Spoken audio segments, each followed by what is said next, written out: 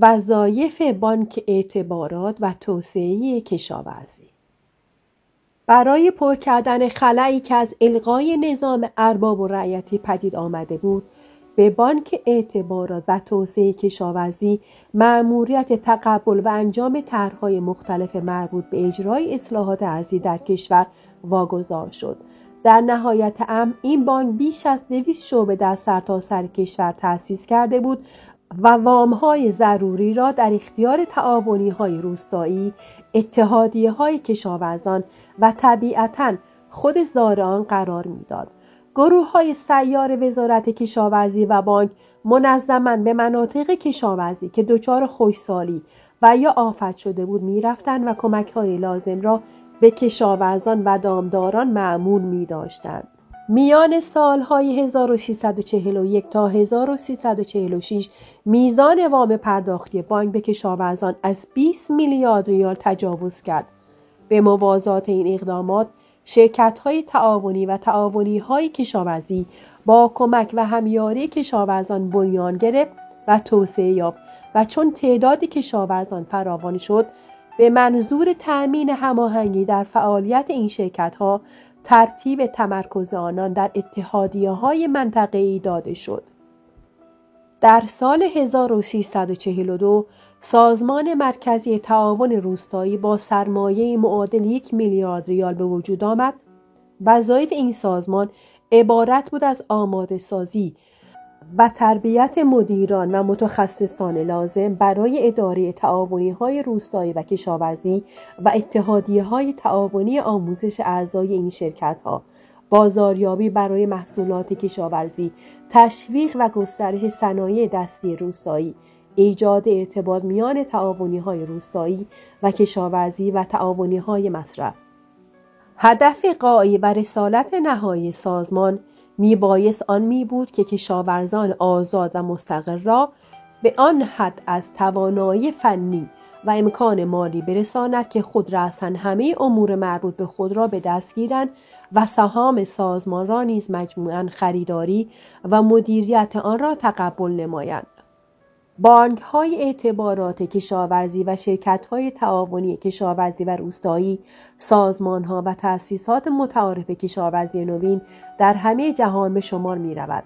ولی لازم است در اینجا به سازمان دیگری در کشاورزی جدید ایران اشاره نمایم که در کشورهای دیگر مشابه آن تأسیس نشده و می‌تواند به عنوان تجربه سودمند و موفق مورد بررسی قرار گیرد. مراد شرکت‌های سهامی زراعی است. شرکت‌های سهامی زراعی هدف از تشکیل این شرکت‌ها افزایش بازده و بهبود کیفیت محصولات کشاورزی از طریق تجمیع واحدها و مکانیزه کردن کشاورزی و به کار بردن روش‌های نوین کاشت و برداشت است. هر کشاورز به قدر ارزش زمین خود در شرکت‌های سهامی زراعی سهیم و شریک می‌شود، ولی به کاشت هسته خود همچنان ادامه می‌دهد. اما بدون موافقت شرکت حق فروش آن را ندارد و سهامداران شرکت در خرید آن حق تقدم کامل دارند. وراث وی نیز به جای زمین از سهام شرکت به عنوان حق الارث دریافت می‌دارند و بدین ترتیب از قطع شدن زمین که موجب کاهش بازده فعالیت کشاورزی است جلوگیری می شود. تشکیل شرکت‌های سهامی زراعی ضمن حفظ اصل مالکیت خصوصی اراضی مزروعی، موجبات تجمیع قطعات کوچک مزروعی و ایجاد واحدهای بزرگ مکانیزه را فراهم می‌آورد و تلفیق مطلوبی است میان مالکیت خصوصی و بهره برداری جمعی. تأسیس شرکت‌های سهامی زراعی این امکان را برای کشاورزان صاحب زمین در ایران تأمین کرد که نیروهای خود را برای بهبود و توسعه کار خویش متمرکز سازند و از عواید قابل ملاحظه‌ای نیز برخوردار شدند. نتایج 15 ساله اجرا و تحقق و اصلاحات ارضی را می‌توان در چند رقم خلاصه کرد. بیش از 2 میلیون خانواده کشاورز ایرانی مالک اراضی مزروعی خود شدند. پرداخت بیش از 20 میلیارد ریال وام از طریق 2870 تعاونی روستایی به 2,800,000 نفر اعضای آنها، تأسیس 147 اتحادیه شرکت‌های تعاونی که بیش از 2800 تعاونی فوق‌الذکر در آنها عضویت یافتند. تشکیل 89 شرکت سهامی زراعی با نزدیک 60,000 سهامدار و عضو، فعالیت آنها بر مساحتی معادل 400,000 هکتار اراضی مزروعی شامل می‌شد. کلیه این شرکت‌ها سودآور و دارای بهره و بازده اقتصادی رضایت بخش بودند.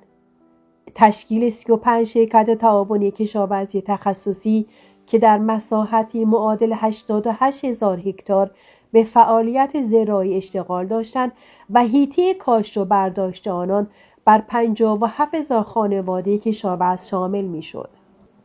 ایجاد 1022 خانه فرهنگ روستایی که نزدیک به 2 میلیون تن از خدمات متنوع آموزشی و فرهنگی آنان استفاده می‌کردند. همچنین برابر 250,000 کودک روستانشین 3 تا 6 ساله از 749 مجتمع مهد کودک و شیرخوارگاه و کودکستان استفاده کرده، علاوه بر خدمات بهداشتی و مقدمات آموزش یک وعده غذایی رایگان دریافت می‌کردند. در طی مدت 15 سال مورد اشاره، تولیدات کشاورزی ایران به طور متوسط سالیانه 5% افزایش یافت. به عبارت دیگر در همین مدت مجموعاً 2 برابر شد. تأثیر انقلاب سفید بر زندگی روستاها. فراموش نکنیم که علاوه بر اصلاحات ارضی که مستقیما و بدون واسطه زندگی روستایی ایران را دگرگون کرد، همه اصول دیگر انقلاب نیز بر آن تأثیر مثبت و مطلوب نهادند. اصل سوم، تأمین اعتبارات لازم برای اجرای اصلاحات ارضی را میسر ساخت، به این معنی که 55 واحد صنعتی به شرکت‌های سهامی تبدیل شدند که ارزش سهام آنها به 7.7 میلیارد ریال بالغ گردید. سرمایه این شرکت‌ها به 154,000 سهام 50,000 ریالی منقسم گردید و به وسیله بانک اعتبارات و توسعه کشاورزی ایران به معرض فروش گذاشته شد و از آن محل امکان تأدیه غرامات مالکین اراضی مزروعی فراهم گشت. این تدبیر نه تنها گردش سرمایه‌ها و توسعه فعالیت صنعتی را موجب گشت، بلکه قشریون قابل ملاحظه‌ای از افراد جامعه به صورت شریک و سهامدار شرکت‌های بزرگ صنعتی کشور درآمدند و مستقیماً در بسط و توسعه ملی و ثمرات رونق اقتصادی سهیم گردیدند. بدیهی است بعضی از بخش‌های اساسی اقتصاد کشور مانند خطوط آهن، منابع اسلحه سازی، استخراج معادن زغال سنگ، تولید برق، صنعت نفت، استخراج و بهره برداری از معادن مس همچنان در مالکیت و اداره دولت که نماینده مصالح عمومی بود باقی ماند. حال آنکه کارخانه‌های دولتی در بخش‌های صنایع غذایی، ریسندگی و بافندگی، مصالح ساختمانی و به بخش خصوصی منتقل گردید. در دوران 15 سال مورد اشاره، دولت به نوسازی و تجهیز همه صنایع تحت مالکیت خود پرداخت و تا صنعت و یا واحدی به حد کارایی مکفی نرسید، نسبت به فروش آن اقدام نشد. کار تجدید بنای صنایع کشور به سازمانی خاص به نام گسترش نوسازی صنایع واگذار شده بود که با برنامه منظم به این مهم پرداخت.